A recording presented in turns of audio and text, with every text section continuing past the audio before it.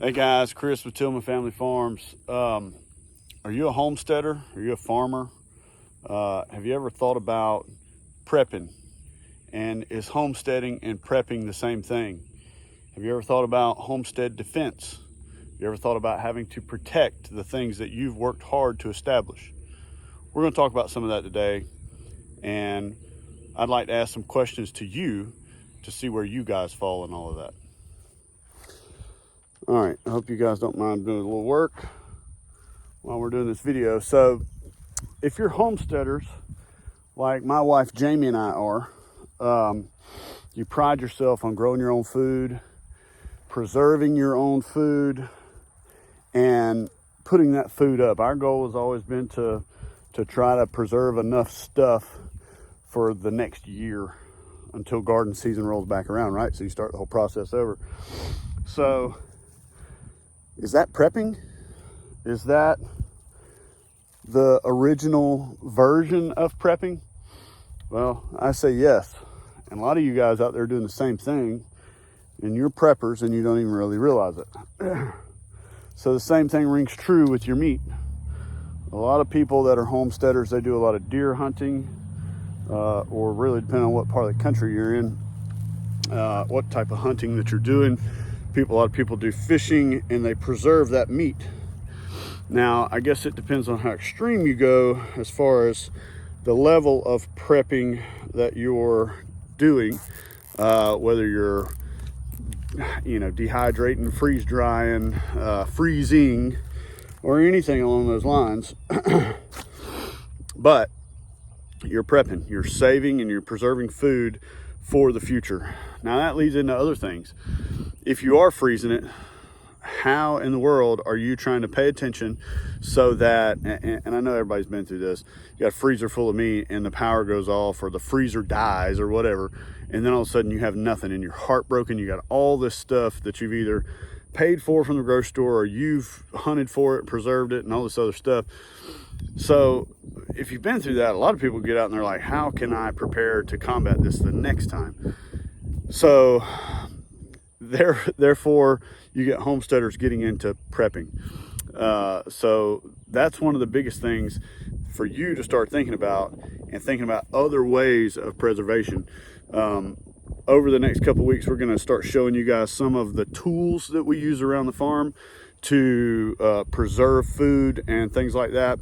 And we're also going to get into the next subject. So let's talk about it now. So homestead defense.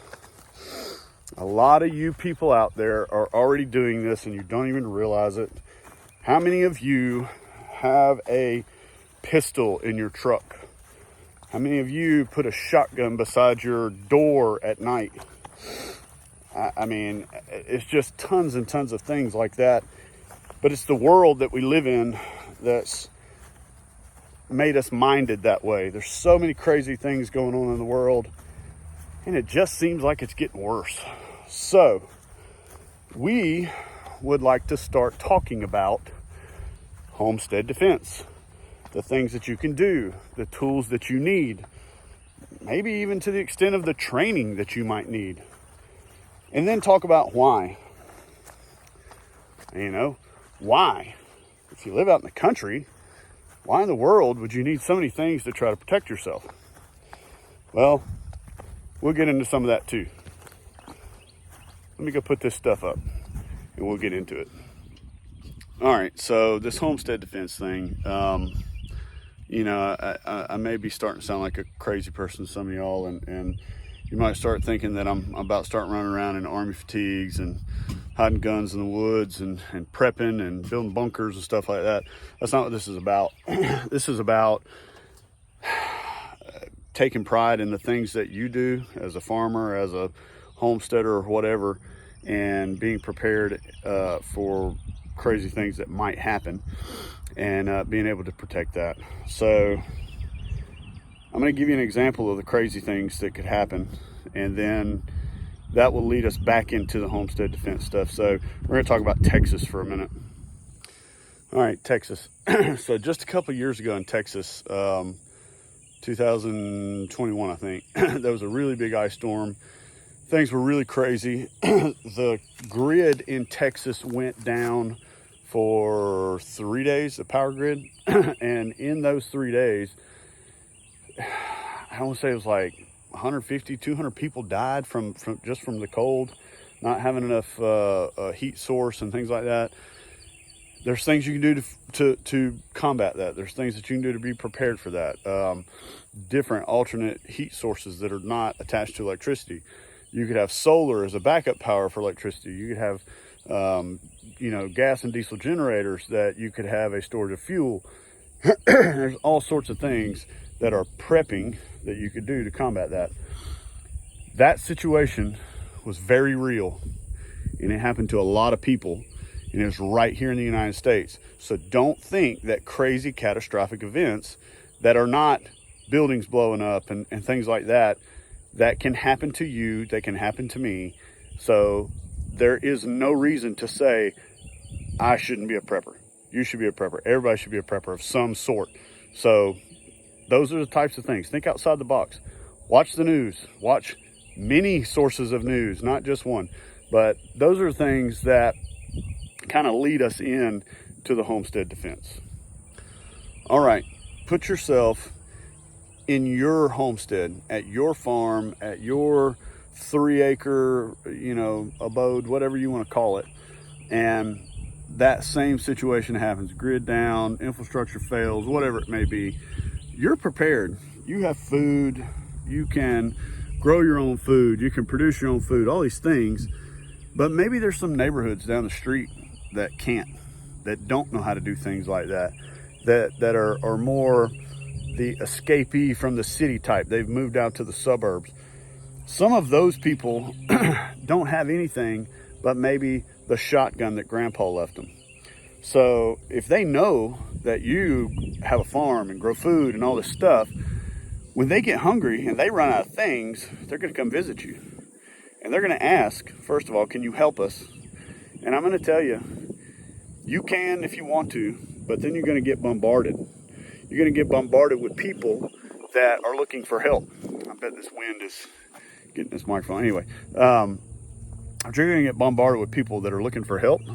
And when these people find out that you have something, it will be a very short time before you don't have anything anymore. And when that happens, you're just going to be out of luck. So you're going to tell that guy no. And then that guy is going to go home and he's going to say the farm didn't want to help us. They're going to get hungry, and he's going to start thinking drastically of how to take care of his family. And he just might grab that shotgun and come back and visit you again. That's when you got to think about, what am I going to do at that point?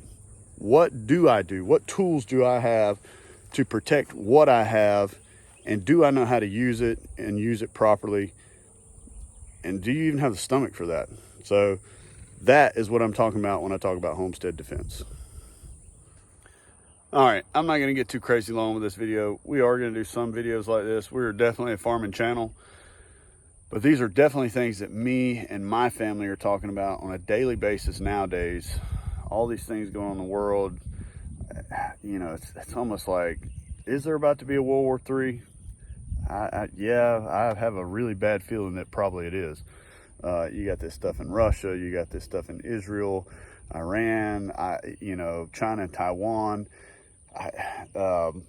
Venezuela and Guyana. You have all these conflicts that are starting up around the world, and you got Big Brother USA over here that has always kind of been the policeman of the world. And I just have a bad feeling we're gonna get sucked into something somewhere again.